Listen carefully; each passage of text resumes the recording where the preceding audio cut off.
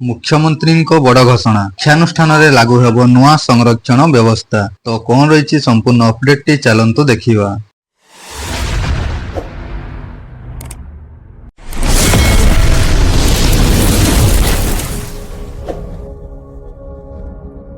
शिक्षानुष्ठान लागू हेब नुआ संरक्षण व्यवस्था। बुधवार बसिथिबा कैबिनेट बैठक में यह बड़ निष्पत्ति नहीं राज्य सरकार। शिक्षानुष्ठान संरक्षण लागू नहीं कैबिनेट रे मोहर बाजी। एने बुधवार सांबादिक सम्मेलन में सूचना देइछंती मुख्यमंत्री मोहन चरण माझी। 2025 एवं 26 शिक्षा वर्ष लागू करने को घोषणा करिसेंती मुख्यमंत्री। आर्थिक और सामाजिक दृष्टि पछुआ वर्ग को शिक्षानुष्ठान संरक्षण सुविधा मिलिबो। नाम लेखार एबे एसईबीसी छात्र छात्री 11.75% संरक्षण लागू नहीं प्रस्ताव पारित होईछि। संरक्षण व्यवस्था समस्त सरकारी विश्वविद्यालय उच्च शिक्षानुष्ठान स्नातक स्नातकोत्तर शिक्षक शिक्षा क्षेत्र में लागू कराजिबो। उच्च माध्यमिक और धंदामूलक शिक्षा 11.25% संरक्षण लागू हेबो। 2025-26 शिक्षा वर्ष लागू करने को मुख्यमंत्री मोहन चरण माझी घोषणा करिसेंती।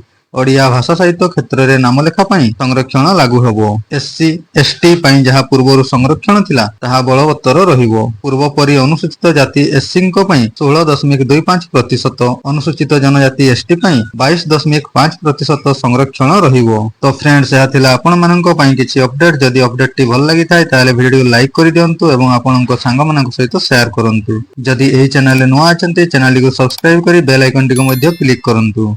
धन्यवाद।